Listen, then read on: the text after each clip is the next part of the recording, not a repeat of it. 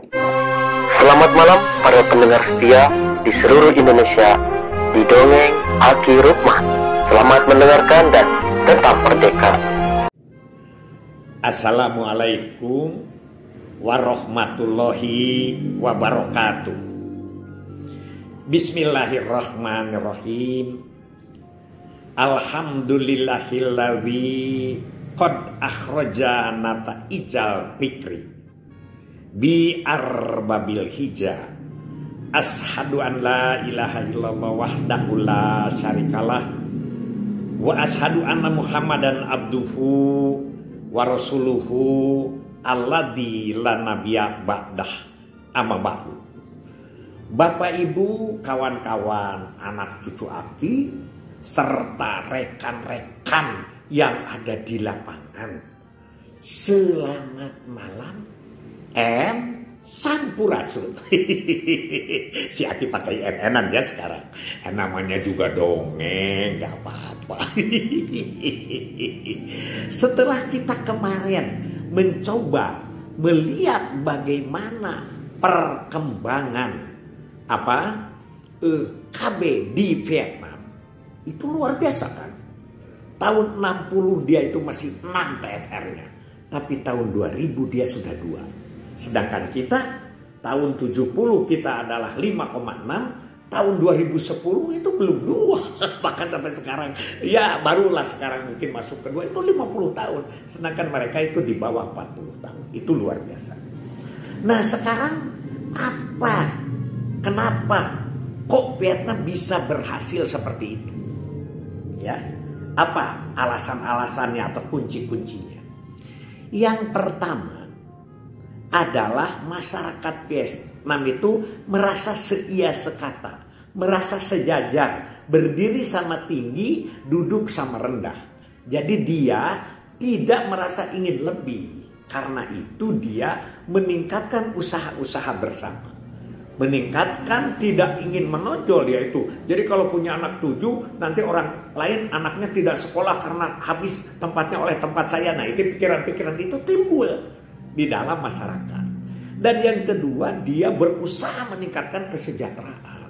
Jadi dia berpikir bahwa kita harus sejahtera. Salah satu harus sejahtera itu adalah kita harus mengatur pengendalian keluarga, pengendalian jumlah keluarga.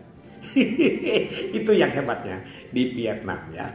Yang kedua adalah ajegnya kebijakan, ajegnya dorongan, ajegnya pemeliharaan daripada pihak pemerintah. Istiqomah.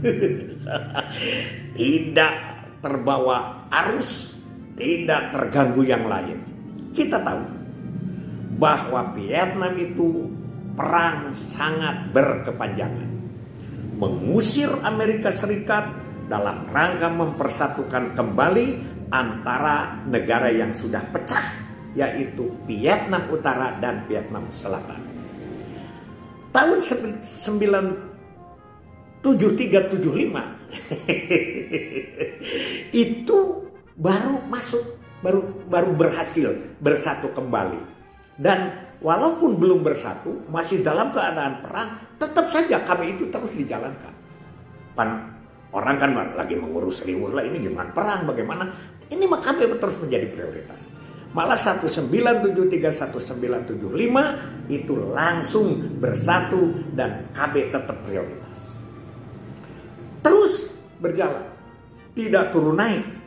Kalau kita agak sedikit turun naik kan, Orde Baru rada naik, Orde Reformasi rada turun. Ini enggak, istiqomah benar. Tahun 1984 dibentuklah Komite Nasional Pengendalian Penduduk.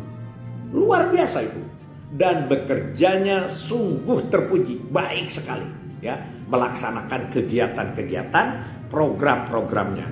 Dia bercita-cita bahwa tahun 2000 itu harus anak 2, harus TFR 2. Dan jangan lupa dia berbicara bahwa 2050 itu harus PTP, penduduk tanpa pertumbuhan. Kita juga dulu merencanakan ada PTP, walau alam sekarang apa kabarnya. Begitu ya, itu yang kedua. Nah, pada tahun 1993, ini di bagian ketiganya, selain daripada Komite Nasional Pengendalian Penduduk di tingkat nasional, di desa dibentuk Asosiasi KB Vietnam atau INAFDA. INAFDA namanya. Terjemahannya kayak apa? Aki juga kurang begitu paham. Ini seperti organisasi-organisasi di desa. Apa di kita sama dengan PPKBD gitu? Walau-walau itu seperti itulah kira-kira. Tapi yang jelas sama dikerjakan oleh sukarelawan-sukarelawan yang berjuang gigih dan tanpa pamrih. Itu ya. Jadi sangat luar biasa. Di tahun berapa? Tahun 1993 itu diadakan pembentukan tentang INAFDA atau Asosiasi KB Vietnam. Nah, hal yang menarik ini adalah WHO melaksanakan penelitian. WHO itu Badan Kesehatan Dunia melaksanakan penelitian, ternyata di Vietnam itu kurang lebih pada tahun berapa, 2010 atau berapa, itu dia itu 40 juta remaja. 40 juta remaja berada di Vietnam. Dan 11,2%-nya itu remaja itu telah melakukan seks. Telah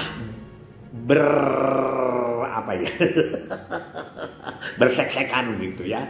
Itu tidak berarti tidak semua tidak kawin. Jadi yang remaja itu baik yang kawin maupun yang tidak kawin, mungkin diteliti oleh WHO, ternyata dari 40 juta remaja itu 11,2% atau 4,5 juta remaja telah melaksanakan seks. Itu berarti di situ kawin mudanya tinggi mungkin ya. Ada kan namanya juga remaja, tapi tidak tahu ukuran remajana di dia itu pada tahun berapa. Kemudian 34%. Nah, ini 34% dari yang melakukan seks itu, dari 4,5 juta itu tidak pakai kontrasepsi. Bukan berarti yang seks di luar nikah pakai kontrasepsi, bukan. Yang nikahnya juga tidak pakai kontrasepsi kan. Mungkin yang dari 4,5 juta itu sudah kawin mereka. Dan karena ini penelitiannya antara remaja saja, tidak disebut pasangan usia subur atau tidak. Itu kan mengerikan sekali. Nah, itulah konsep-konsep, makanya dia selama beberapa puluh tahun KB itu lebih ditekankan kepada cash pro, kepada kesehatan reproduksi. Karena lebih diarahkan kepada remaja tadi yang hasil penelitiannya sangat buruk atau sangat memprihatinkan. Begitu KB di Vietnam itu. Jadi yang pertama, masyarakatnya usahanya ingin tinggi dalam rangka kesejajaran. Yang kedua, pemerintahnya konsisten. Yang ketiga, kerja daripada itunya baik sekali. Dan keempat, pembentukan organisasi secara menyeluruh. Dan kelima, ajeknya terhadap cita-cita yang dikejar oleh bersama, yaitu TFR2 bisa tercapai. Dan mudah-mudahan, saya tidak tahu nanti 2050 apakah sekarang PTP, pertumbuhan penduduk tanpa pertumbuhan. Itu saja dari Aki tentang Vietnam. Sampai di sini ya. Insya Allah ada beberapa negara lain oke kita akan tinjau. Tapi tentu saja Aki akan melaksanakan selang-seling. Wassalamualaikum warahmatullahi wabarakatuh.